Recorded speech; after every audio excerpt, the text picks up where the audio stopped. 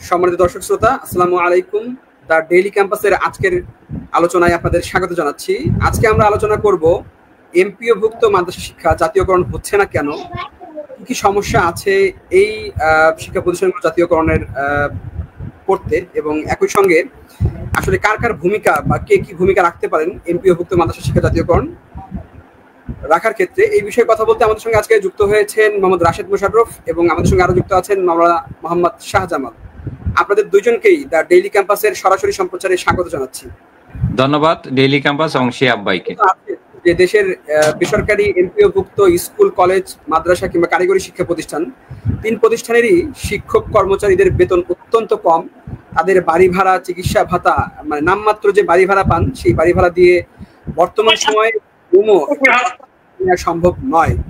এমনকি রাস্তায় চলতে আপনারা যে দোকানগুলো দেখেন, যেগুলো ফুটপাতে বসে, সেই দোকানপাটগুলোর ভাড়াও প্রতিদিনের ভাড়া 1000 টাকা করে। এই 1000 টাকা বাড়ি ভাড়া বর্তমান যুগে স্কুল, কলেজ কিংবা মাদ্রাসা শিক্ষক কর্মচারীরা পেয়ে থাকেন। পাশাপাশি বেতন সমস্যা রয়েছে। প্রত্যেক মাসের বেতন নিয়ে টালবাহানা দেখা যায়। সরকারি যারা চাকরি করেন তাদের মতো তারা মাসের 1 তারিখ থেকে 3 তারিখের মতো বেতন পান না। কোনো কোনো ক্ষেত্রে 1 মাসের বেতন পরের মাসে হয়ে যায়। তো এসব কারণ বিবেচনা নিয়ে দীর্ঘদিন ধরে শিক্ষা প্রতিষ্ঠান, বিশেষ করে এমপিওভুক্ত শিক্ষা প্রতিষ্ঠান জাতীয়করণের দাবিতে আন্দোলন হচ্ছে। স্কুল কলেজের জন্য একটা গ্রুপ আন্দোলন করছে, মাদ্রাসা শিক্ষা জাতীয়করণের জন্য আরো অনেক শিক্ষকরা আন্দোলন করছেন, কারিগরি শিক্ষা প্রতিষ্ঠান জাতীয়করণের জন্য একটি দল আন্দোলন করছে। তো সেই আন্দোলনের পরিক্রমায় আমরা স্কুল কলেজের শিক্ষকদের নিয়ে যেমন লাইভ করেছি, আজকে মাদ্রাসার যে জাতীয়করণ সমস্যা রয়েছে এমপিওভুক্ত মাদ্রাসার, সেই বিষয়টি নিয়ে আমরা আলোচনা করব। এবং প্রথমেই আমি যেতে চাই মাওলানা মোহাম্মদ শাহজামাল, আপনার কাছে যে বিষয়টি আমি জানতে চাই সেটি হচ্ছে এমপিওভুক্ত মাদ্রাসা শিক্ষা প্রতিষ্ঠান জাতীয়করণের ক্ষেত্রে মাদ্রাসার যারা অধ্যক্ষ রয়েছেন, অর্থাৎ প্রধান যারা রয়েছেন, মাদ্রাসার সুপার কিংবা সহকারী সুপার কিংবা সহকারী প্রধান শিক্ষক যারা রয়েছেন, তারা আসলে কি ভূমিকা পালন করতে পারে, এই বিষয়টি নিয়ে একটু দৃষ্টি আকর্ষণ করবেন মাওলানা মোহাম্মদ শাহজামাল ভাই। অসংখ্য ধন্যবাদ শিহাবুদ্দিন সাহেবকে, এবং আরো ধন্যবাদ জানাই আমাদের রাশেদ মোশাররফ সাহেবকে। আজকে আমাদের সম্প্রচারে দেখছেন দ্য ডেইলি ক্যাম্পাস থেকে সরাসরি। এটা একটা গুরুত্বপূর্ণ বিষয়। 1780 সালে আলিয়া মাদ্রাসা প্রতিষ্ঠিত হলেও সময়ের সাথে সাথে যে স্বাধীন বাংলাদেশের 2024 পর্যন্ত প্রায় 9000-এর বেশি আলিয়া মাদ্রাসা হয়ে গেছে।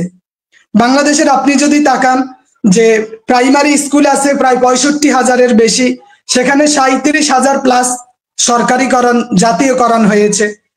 হাই স্কুল আছে 23,000-এর বেশি, সেখানে জাতীয়করণ হয়েছে 330টি। কিন্তু গত এতগুলা বছর, 54 বছরের স্বাধীনতার ইতিহাসে বাংলাদেশে মাত্র 3টা আলিয়া মাদ্রাসা জাতীয়করণ করা হয়েছে। এই যে জাতীয়করণ করা হচ্ছে না কেন, কাদের কারণে আমরা এখনো জাতীয়করণ থেকে পিছিয়ে আছি, এটা অনেকেরই একটা প্রশ্ন থাকে। তো সেই ক্ষেত্রে অনেকগুলা কারণ আছে। আমরা হয়তো মনে করে থাকি শুধু সরকারের অনীহা, সরকার আলিয়া মাদ্রাসাকে জাতীয়করণ করতে চায় না, কিন্তু বিষয়গুলা আদৌ এইরকম না। সরকার চায় না, সরকারের সদিচ্ছার অভাব আছে, এই কথাটা বলার আগে আমাদের একটু পিছিয়ে আসতে হবে। মনে রাখতে হবে বাংলাদেশের অধিকাংশ আলিয়া মাদ্রাসাগুলা হচ্ছে দরবার কেন্দ্রিক। এদেশের পীর, মাশায়েখ, ওলামা, মাশায়েখ এবং দরবার থেকেই আলিয়া মাদ্রাসার জন্ম। এবং কিছু ট্রাস্টের প্রতিষ্ঠান আছে, বড় বড় যে ট্রাস্টের প্রতিষ্ঠানগুলা, যেমন আপনি জামিয়া কাসিমিয়া, ফালাহিয়া, ফেনী, আমাদের তামিরুল মিল্লাত সহ ট্রাস্টের বেশ কিছু প্রতিষ্ঠান আছে। প্রতিষ্ঠান প্রধান এবং ম্যানেজিং কমিটি যারা পরিচালনা করে, এরা আসলে চায় না জাতীয়করণ হোক। কেন? জাতীয়করণ হলে তাদের ইনকামের রাস্তাটা বন্ধ হয়ে যাবে, যে একচ্ছত্র আধিপত্যটা ভেঙ্গে খান খান হয়ে যাবে, এবং এদের ক্ষমতা নষ্ট হয়ে যাবে, যাচ্ছে তা বা যেভাবে ইচ্ছা সেভাবে পরিচালিত করতে পারবে না। দরবার কেন্দ্রিক বেশ কিছু শিক্ষা প্রতিষ্ঠান আছে একই ক্যাটাগরি, ওনারাও ওনাদের দরবার থেকে বেরিয়ে আসতে পারে না। ওনাদের একটাই মাথা ব্যথা যে আমরা যদি দরবার থেকে বেরিয়ে যাই, আমরা যদি জাতীয়করণের মধ্যে চলে আসি, তাহলে আমাদের আয়ের উৎসটা সীমিত হয়ে আসবে, আমাদের ক্ষমতার লাগাম টেনে ধরা হবে, আমরা যেভাবে ইচ্ছা সেভাবে কাজ করতে পারবো না। উন্নত মানের যে প্রতিষ্ঠানগুলো আছে, এই প্রতিষ্ঠান প্রধানদের বাধার কারণেই মূলত জাতীয়করণ হচ্ছে না। আপনি দেখেন যে বাংলাদেশে উচ্চ পর্যায়ে তাদের অনেক পদচারণ আছে, যে বেশ কিছু শিক্ষা প্রতিষ্ঠান, তামিরুল মিল্লাত বলেন, দারুন নাজাত বলেন, সারসিনা আলিয়া বলেন, সরমনাই আলিয়া বলেন, তারপরে আমাদের ফেনীর পালাহিয়া বলেন, জামিয়া কাসেমিয়া, এই রকম মানের যে প্রতিষ্ঠানগুলা, এরাই কিন্তু বাংলাদেশের আলিয়ার জগতে রাজত্ব করে। ওনারা ওনাদের ক্ষমতাকে টিকিয়ে রাখার জন্য, ওনারা ওনাদের আধিপত্যবাদ কায়েম করার জন্য, ওনারা স্টুডেন্টদেরকে চুষে খাওয়ার জন্য, ওনাদের ক্ষমতাকে একদম সুপ্রিম লেভেলে নিয়ে যাওয়ার জন্য ওনারা চায় না এই দেশের আলিয়া মাদ্রাসা জাতীয়করণ হোক। ওরা এতটাই কালো চশমা করে আছে যে এই দেশে যদি যে 65,000 প্রাইমারি স্কুলের মধ্যে যদি 37,000 প্রাইমারি স্কুল জাতীয়করণ হতে পারে, একটা আলিয়া মাদ্রাসা কি জাতীয়করণ হওয়ার যোগ্য না? 9,000 আলিয়া মাদ্রাসা, এই দেশের 1.5 লক্ষ শিক্ষক আছে আলিয়া মাদ্রাসায়, এবং এই দেশের আলিয়া মাদ্রাসায় প্রায় 36 লক্ষ শিক্ষার্থী পড়াশোনা করতেছে। এরা এগুলা দেখবে না। হাতে গোনা 15 থেকে 20টা প্রতিষ্ঠান প্রদানের কারণে আজ 9,500 মাদ্রাসা কিছুই করতে পারতেছে না। ইদানিং কালে যদিও অনেক প্রিন্সিপাল, ভাইস প্রিন্সিপালরা এই বিষয়ে একটু কাজ করতেছে, বিশেষ করে প্রিন্সিপাল দেলোয়ার আজিজ সাহেব, আমাদের কুমিল্লার একজন আছে আহসানুল্লাহ মজুমদার সাহেব, এনারা বেশ কয়েকজন এটা নিয়ে কাজ করতেছে। তবে এই 1.5 লক্ষ আলেমের প্রতিনিধি 40-50 জন হবে, এটা লজ্জাজনক। একটা আলিয়া মাদ্রাসার একটা আন্দোলন ডাক দিলে, যে দেলোয়ার হোসেন আজিজি সাহেব যখন ডাক দিলেন আলিয়া মাদ্রাসা কেন্দ্রিক, তখন ওই আন্দোলনে সর্বোচ্চ 40 থেকে 45 জন উপস্থিত হয়েছে। এটা কিন্তু লজ্জার। এবং আলিয়া মাদ্রাসার আমি শুধু 10-15 জনকে দোষ দিব না, এই দেশে তো 9,500 আলিয়া মাদ্রাসা মানে 9,500 প্রিন্সিপাল আছে, এর মধ্যে 10-15 জন এরা যা করুক, কিন্তু বাকি যারা আছে যদি 2,000 প্রিন্সিপালও স্ট্রং থাকতো, 2,000 প্রিন্সিপালের অধীনে মিনিমাম 50,000 লোক চলে আসতো, এবং তারা যদি স্বতঃস্ফূর্ত ভাবে আন্দোলন করতে পারতো, এই আন্দোলনের রূপরেখা একদম চূড়ান্ত প্রস্তুতি নিয়েই অন্তত উপজেলা হলেও একটি করে মাদ্রাসা জাতীয়করণ হতো। আমি আরো দোষ দিব জমিয়তুল মুদাররিসিনকে। অযোগ্য একটা দল, অযোগ্য একটা গোষ্ঠী তারা, মানে বয়োজ্যেষ্ঠ যারা, এটাও দরবার কেন্দ্রিক, জমিয়তুল মুদাররিসিন চাইলে অনেক কিছু করতে পারতো। আমরা আসলে কোন সংগঠন বা কারো বিরুদ্ধে নই, আমরা কারো নাম উল্লেখ করে এটা আমি শুধু এই জন্য বললাম যে আলিয়া মাদ্রাসাটাকে তারা এইভাবে সেন্ট্রালাইজড করে ফেলেছে, এইভাবে তারা কুক্ষিগত করে রেখেছে, যার খেসারত এই দেশের হাজারো শিক্ষক দিতে হচ্ছে।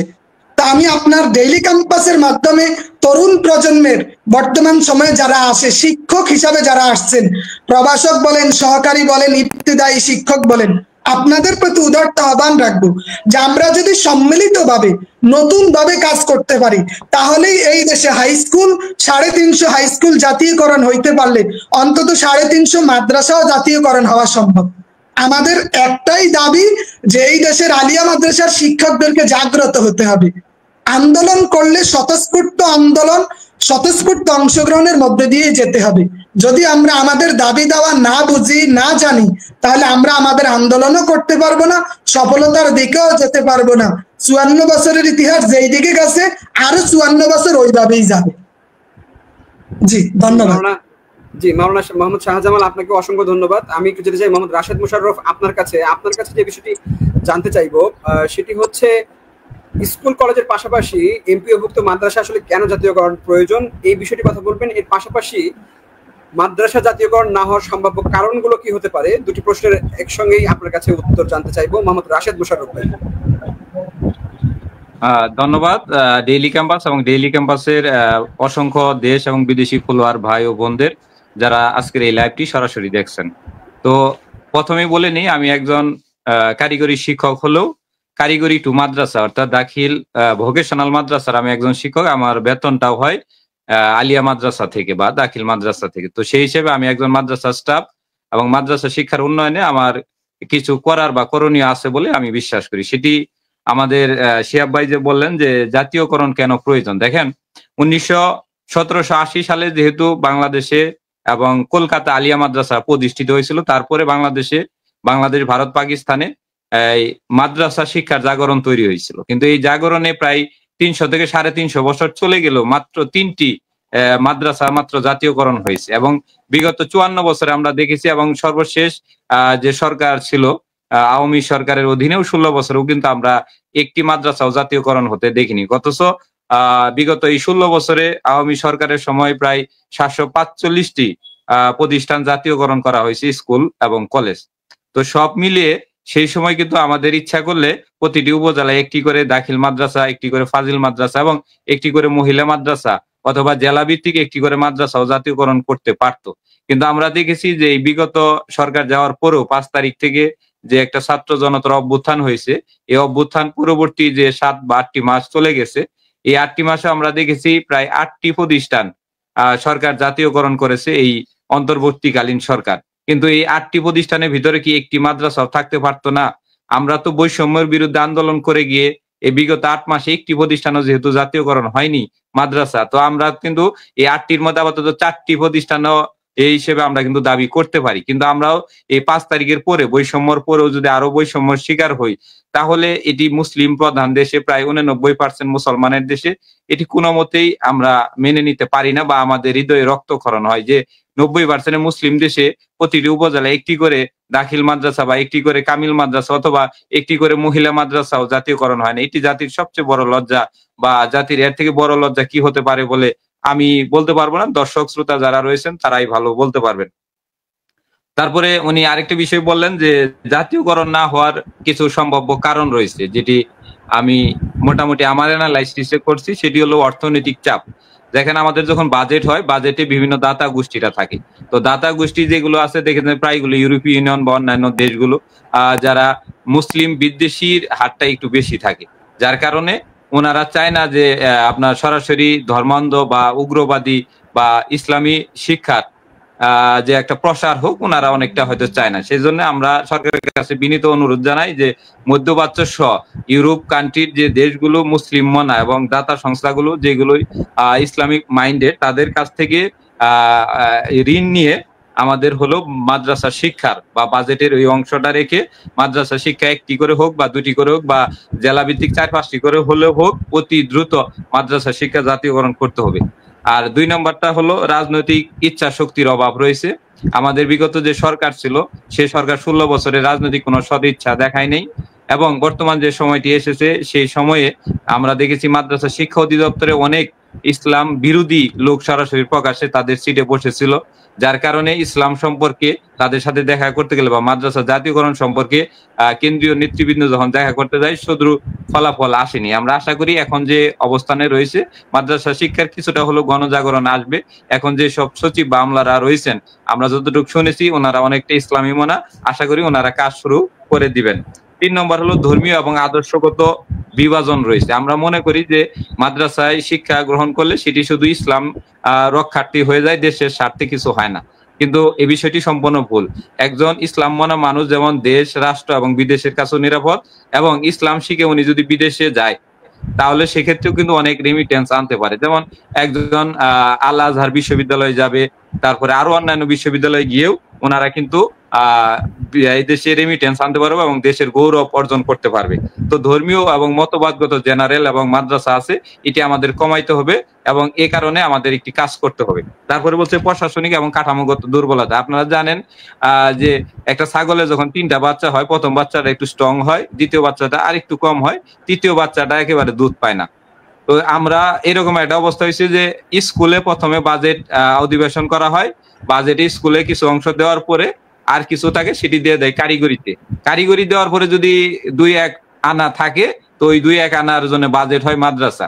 এখন ওই 2-1 আনা বাজেটে মাদ্রাসা হলে নন এমপিও এমপিও করবে না এমপিও ভুক্ত শিক্ষায় জাতীয়করণ করবে, তখন সচিবের ইচ্ছা থাকা সত্ত্বেও আপনার এই প্রতিষ্ঠানগুলো তারা জাতীয়করণ করতে পারে না। তাই প্রশাসনিক এবং কাঠামোগত যে দুর্বলতা রয়েছে সেটি দূর করতে হবে এবং বাজেটে মাদ্রাসা শিক্ষাকে সর্বোচ্চ স্তরে আনতে হবে এবং মাদ্রাসার জন্য বরাদ্দর হারটা বাড়াতে হবে, এবং মাদ্রাসা প্রশাসনে যারা রয়েছেন তারা ইসলামী মনা সচিব বা আমলারা যেন নিয়োগ পায়, সেই বিষয়টি যথাযথ কর্তৃপক্ষের মাধ্যমে নিশ্চিত করতে হবে।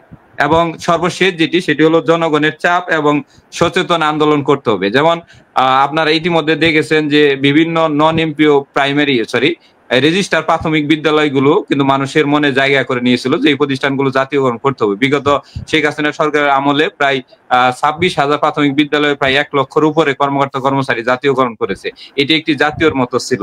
তো মাদ্রাসা জাতীয়করণের বিষয়ে জনগণের সাথে তেমন সম্পৃক্ততা নাই। এটি আমাদের যারা কেন্দ্রীয় নেতৃবৃন্দ রয়েছেন এই মাদ্রাসাকে সরকারিকরণে জনগণের প্রতি আলাদা একটা মাইন্ডেড তৈরি করতে হবে এবং সচেতন ভাবে আমাদের আন্দোলন করতে হবে। এইগুলো করলে আমরা মনে করি যে জাতীয়করণের যে বড় যে সমস্যাগুলো রয়েছে, যে জাতীয়করণ না হওয়ার কারণে এগুলো দূর হবে বলে আমরা বিশ্বাস করি। ধন্যবাদ শিহাব ভাইকে। মোহাম্মদ রাশেদ মোশাররফ ভাই, আপনাকে অসংখ্য ধন্যবাদ। খুব চমৎকার কিছু পয়েন্ট আপনি তুলে ধরেছেন। আশা করছি যে যারা হচ্ছে কেন্দ্রীয় পর্যায়ের নেতৃবৃন্দ রয়েছেন তারা হয়তো আপনাদের এই পরামর্শগুলো গ্রহণ করে মাদ্রাসা এমপিভুক্ত মাদ্রাসা শিক্ষা প্রতিষ্ঠান যে জাতীয়করণের যে দীর্ঘদিনের দাবি আছে আপনাদের, সেই দাবিটি নিয়ে তারা হচ্ছে কাজ করবেন। আপনাকে ধন্যবাদ। আমি একটু যেতে চাই মাওলানা মোহাম্মদ শাহজামাল আপনার কাছে যে বিষয়টা আমি জানতে চাইবো এখন, সেটি হচ্ছে মাদ্রাসা জাতীয়করণে সরকারের অনীহা কেন? অনেকে আসলে অভিযোগ করে থাকেন যে মাদ্রাসার যে শিক্ষা, সেই শিক্ষা প্রতিষ্ঠান, সেই শিক্ষা সম্প্রসারণে সরকার কিছুটা অনীহা পালন করে। তবে আমরা বর্তমানে দেখছি যে বর্তমান সরকারের কিন্তু অনেকেই হচ্ছে মাদ্রাসা ব্যাকগ্রাউন্ড থেকে এসেছেন, তারা ইসলামী চেতনায় বিশ্বাসী এবং তারা বেশ ভালো কাজ করছেন। এরপরও আসলে কেন এই অভিযোগগুলো উঠছে যে মাদ্রাসা শিক্ষা জাতীয়করণে সরকারি অনীহা রয়েছে? এর কারণগুলো কি হতে পারে? আপনি একটু বিস্তারিত আলোচনা করার চেষ্টা করবেন। মাওলানা মোহাম্মদ শাহজামাল, আপনার কাছে জানতে চাই বিষয়টি। শাহজালাল, জি, অসংখ্য ধন্যবাদ শিহাবুদ্দিন সাহেবকে। আসলে আমরা শুধু বলেই থাকি সরকারের অনীহা, এটা আমরা বিগত দিনেও দেখেছি। বাংলাদেশ যদিও 92 থেকে 93% মুসলমানের দেশ, তবুও এই দেশের নাস্তিকরা মাথা ছাড়া দিয়ে বুক ফুলিয়ে কথা বলতে পারলেও যে ইসলামিক মাইন্ডের মানুষ কথা বলতে গিয়ে একটু হিমশিম খায়। আমাদের অনেকগুলো বাধ্যবাধকতার জায়গা আছে এবং আলিয়া মাদ্রাসার যারা দায়িত্বশীল আছেন প্রিন্ট মিডিয়ার জগতে, তারা প্রবেশ না করার কারণে, মানুষের সাথে ওইভাবে কথা না বলার কারণে, গভর্নমেন্টের কাছে ওইভাবে এই বিষয়গুলোকে ফুটিয়ে না তোলার কারণেই মূলত গভর্নমেন্ট এই দিক থেকে জানার দিক থেকেও পিছিয়ে আছে। কারণ গভর্নমেন্টের সাথে যাদের চলাফেরা আছে, বিশেষ করে মাদ্রাসা শিক্ষা অধিদপ্তর বলেন, ওনারা যদি মন্ত্রণালয়কে, শিক্ষা মন্ত্রণালয়কে ওইভাবে মেসেজ গুলা দিত, তাহলে হয়তো আমরা মনে করতাম যে গভর্নমেন্ট ওই দিকে নজর দিত। কিন্তু এটা আমাদেরই ব্যর্থতা, আমরা গভর্নমেন্টকে সেইভাবে জানাতে পারি নাই, উল্লেখ করতে পারি নাই। এই দেশে কেউ দায়িত্ব নিয়ে মন্ত্রণালয়কে জানায় না, চিঠি দেয় না, সভা সমাবেশ করে না, মিটিং এ ডাক দিলে, সমাবেশে ডাক দিলে 20-25 জনের বেশি আসে না। আমরা শুধু দোষ দিতেই অভ্যস্ত যে সরকার করে না, সরকার করে না। হ্যাঁ, বিগত দিনে সরকার করে না ঠিক, গত 16-17 বছর সরকার আলিয়া মাদ্রাসা বা ইসলামের দিকে তাদের একটা অনীহা ছিল, কিন্তু এখন তো পরিবেশ অনেকটা কন্ট্রোলে চলে এসেছে। কিন্তু এখনো তো আমরা করতে পারি, কিন্তু আমরা এখনো অপেক্ষমান এই অপেক্ষা করতে করতেই আমাদের দিন চলে যায়। সরকারের অনীহা থাকাটা স্বাভাবিক, যে 9,500 মাদ্রাসার মধ্যে এগুলাকে কিছু জাতীয়করণ করবে, জাতীয়করণ করতে গেলে তাদের যে অর্থনৈতিক সাপোর্ট দরকার, এই সাপোর্টটা তারা পায় না।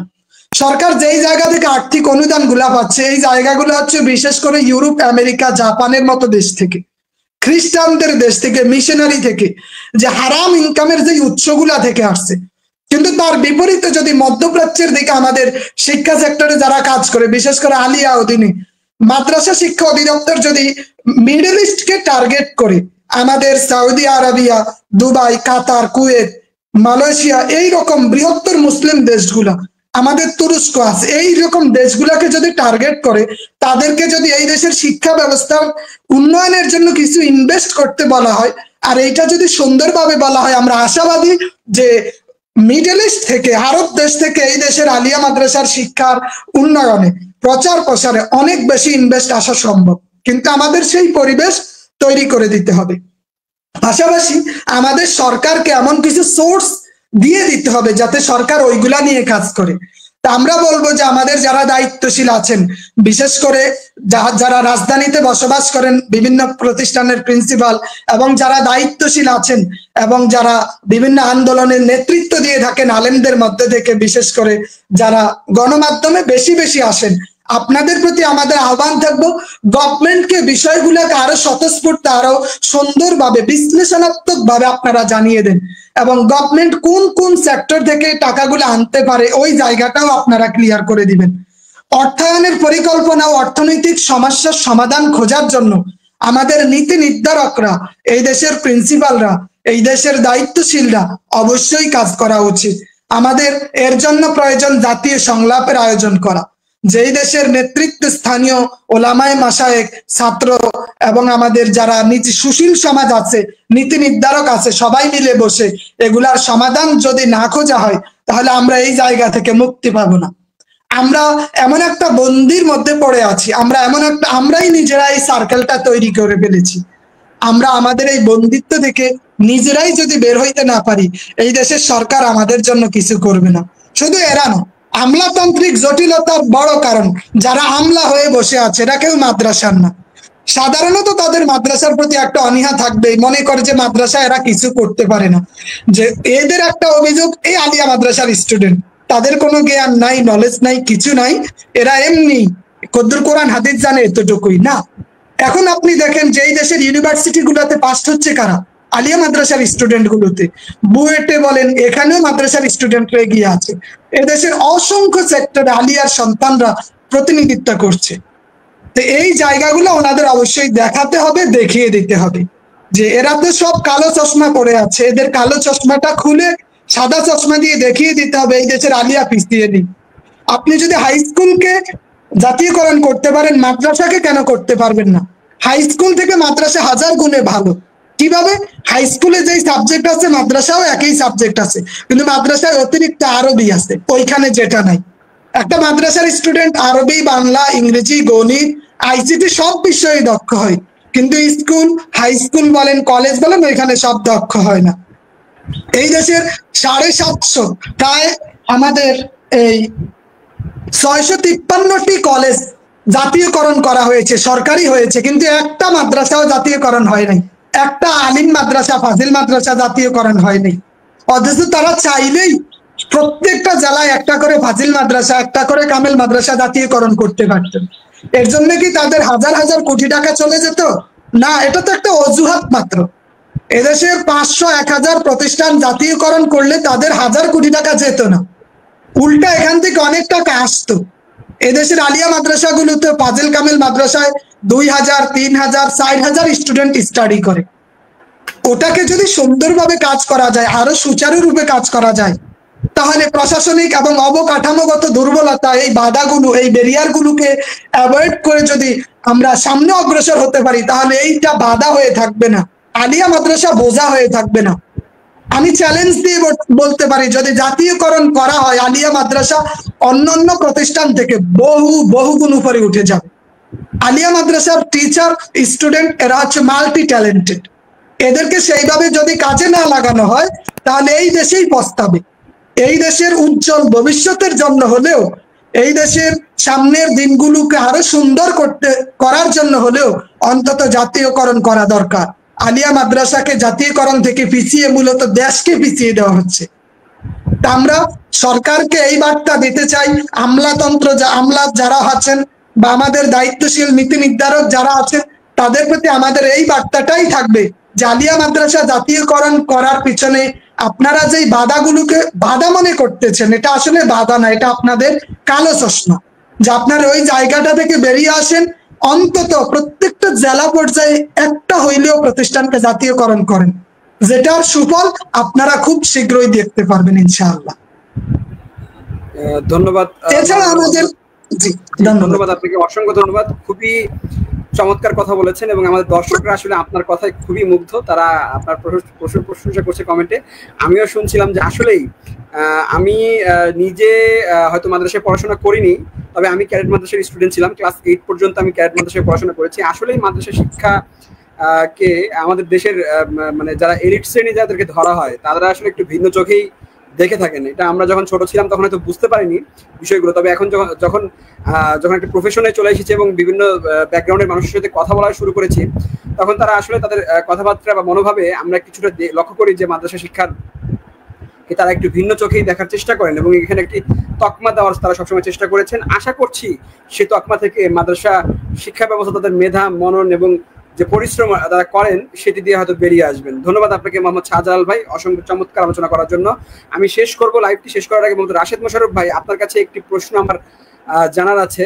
সেই প্রশ্নটি হচ্ছে আপনি খুব ভালো উত্তর দিতে পারবেন, যেহেতু আপনি বিভিন্ন আন্দোলনে সময় আমরা আপনাকে প্রেস ক্লাবে দেখেছি, ঢাকায় আপনি অনেক যাতায়াত করেন শিক্ষকদের, সেটি যে শিক্ষাই হোক, কারিগরি শিক্ষা হোক কিংবা স্কুল কলেজ হোক কিংবা মাদ্রাসা শিক্ষা হোক, সব শিক্ষার আন্দোলনেই আমরা আপনাকে জাতীয় প্রেস ক্লাবে পেয়েছি।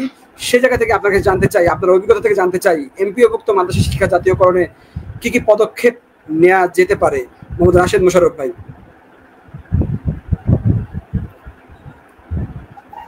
অভিজ্ঞতার আলোকে বলি যে এমপিওভুক্ত মাদ্রাসা শিক্ষা জাতীয়করণে মোটামুটি 3টি পদক্ষেপ নিলে আমরা জাতীয়করণ পাবো বলে আমরা বিশ্বাস করি। প্রথম একটি পদক্ষেপ হলো একটি জাতীয় সংলাপের আয়োজন করা। জাতীয় সংলাপটা কেমন হবে?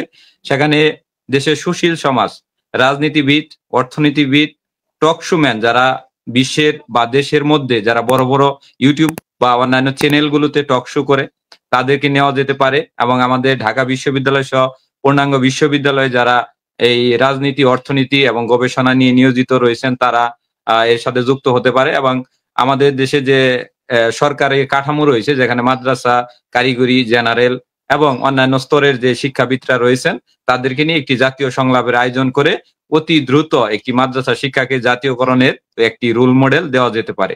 দ্বিতীয়টি হলো, যেহেতু বাংলাদেশে মাদ্রাসা শিক্ষার বাজেটটি খুবই কম, সেক্ষেত্রে মাদ্রাসা শিক্ষাকে ধাপে ধাপে জাতীয়করণ করা যেতে পারে। প্রথমে কিছুটা আংশিক, যেমন প্রতিটি উপজেলায় একটি করে দাখিল মাদ্রাসা, একটি করে ফাজিল বা কামিল মাদ্রাসা এবং একটি করে মহিলা মাদ্রাসা, অর্থাৎ প্রতিটি উপজেলায় যদি আপনার 3টি করে মাদ্রাসা জাতীয়করণ করা হয়, মোটামুটি আপাতত প্রাথমিক পর্যায়টা আপনার সুফল বয়ে আনবে। পরবর্তীতে এটি ধাপে ধাপে পুরা বাংলাদেশে যখন প্রায় 9,200-এর উপরে দাখিল ফাজিল বা কামিল মাদ্রাসাগুলো রয়েছে, এগুলো জাতীয়করণ করলে আশা করি মাদ্রাসা শিক্ষার যে বাংলাদেশে একটি সম্ভাবনা জেগে উঠেছে সেটি সুফল বয়ে আনবে। তৃতীয়টি হলো অর্থনৈতিক পরিকল্পনা করা। অর্থনৈতিক পরিকল্পনাটি, যেমন আমাদের মাওলানা মোহাম্মদ শাহজামাল ভাই বললেন যে অর্থনৈতিক পরিকল্পনাটি আমাদের মাদ্রাসা শিক্ষার জন্য আসতে হবে অবশ্যই মধ্যপ্রাচ্যের দেশগুলো থেকে, বা যে দেশগুলো ইসলামী শিক্ষার উন্নয়নে কাজ করতেছে। আমরা দেখেছি যে মডেল মসজিদ গুলো যে ছিল, এই সময় কিন্তু দাতা সংস্থা অনেকে ছিল যারা মধ্যপ্রাচ্য থেকে আমাদেরকে দিয়েছে, অর্থ দিয়েছে সহায়তা করার জন্য মসজিদ গুলো। এরকম ভাবে আমরাও চাবো যে এরকম কিছু দাতা সংস্থা আমাদের আসুক, যারা আমাদের এদেশে এমপিওভুক্ত যে দাখিল, আলিম, ফাজিল এবং কামিল মাদ্রাসাগুলো রয়েছে সেই মাদ্রাসাগুলোর দাতা সংস্থা হিসেবে আমাদের দেশে আসুক।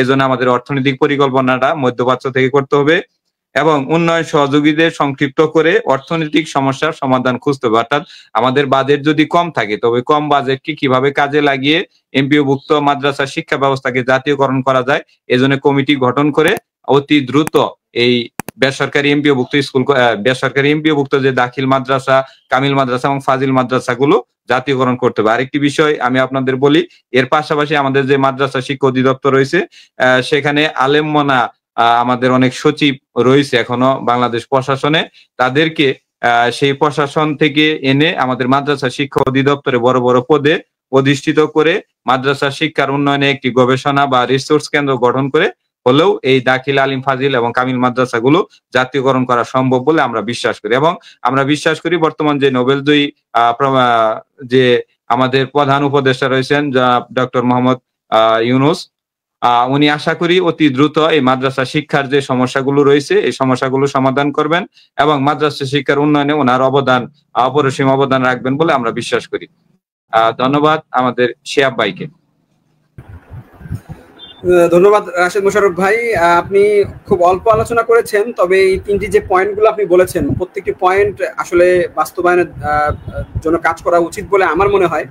যেহেতু আমি শিক্ষা নিয়ে কাজ করি, শিক্ষকদের নিয়ে কাজ করি, সেহেতু আসলে শিক্ষকরা যে কতটা ভুক্তভোগী কিংবা শিক্ষকরা যে আসলে কতটা দুর্বিষহ জীবনযাপন করেন এবং আপনারা যে কতটা মানবিক জীবনযাপন করেন এই বর্তমান বাজারে স্বল্প বেতনে, স্বল্প উৎসব ভাতায়, সেখানে আসলে সরকার তো আপনাদের একটা অংশ টাকা দিচ্ছেই, আসলে সেই অংশের টাকাটাই নিয়ে যদি তারা কোষাগারে জমা রেখে এবং আপনাদের প্রতিষ্ঠানে যে নিজস্ব আয় রয়েছে সেই আয়গুলো যদি কোষাগারে জমা নিয়ে যদি জাতীয়করণ করা কিন্তু খুব একটি কঠিন কাজ না সরকারের জন্য। সরকারের কিন্তু খুব একটা বেশি অর্থ খরচ হবে না, যেহেতু আপনাদের প্রতিষ্ঠানগুলো বেশ ভালোই আয় হয়, তবে সেই আয়ের মোটা অংশই আপনারা পান না, সেটি কোনো না কোনোভাবে ম্যানেজিং কমিটি কিংবা যারা প্রতিষ্ঠান প্রধান থাকে, দুর্নীতিবাজ প্রতিষ্ঠান প্রধান থাকে, তারাই হচ্ছে কোনো না কোনোভাবে সেই টাকাগুলো নানা খাতে ব্যয় করে ফেলে। আমরা শুনেছি অনেকে যে স্কুলের ফান্ডের যে টাকাগুলো জমা হয় সেই টাকাগুলো নিজেদের ব্যক্তিগত কাজেও খরচ করে, এমনও তথ্য আমরা পেয়েছি। তো এগুলো নিয়ে আমরা কাজ করছি। তো আশা করছি সরকার এই যে দেশ গড়ার কারিগর, যে 90% বেসরকারি শিক্ষা প্রতিষ্ঠানের শিক্ষক যারা রয়েছেন, যারা দেশ গড়তে ভূমিকা রাখছেন, এই সকল শিক্ষকদের দুঃখ দুর্দশা নিয়ে কাজ করবে সরকার। অন্তর্বর্তী সরকারও কাজ করবে এবং পরবর্তীতে যে সরকার আসবে সেই সরকারও আশা করছি শিক্ষকদের নিয়ে কাজ করবে। এটি আমাদের অনুরোধ থাকবে, কেননা শিক্ষকরাই হচ্ছে দেশ গড়ার কারিগর এবং তারাই হচ্ছে, তারা আসলে কতটা পরিশ্রম করে এটি আপনি নিজে স্বচক্ষে না দেখলে আসলে কখনো বিশ্বাস করতে পারবেন না। আমাদের কোমলমতি বাচ্চাদেরকে, শিশুদেরকে যারা মানুষ করছেন, তাদের দুঃখ দুর্দশা দূর হোক, সেই প্রত্যাশা ব্যক্ত করে আজকের লাইভটি এখানে শেষ করছি।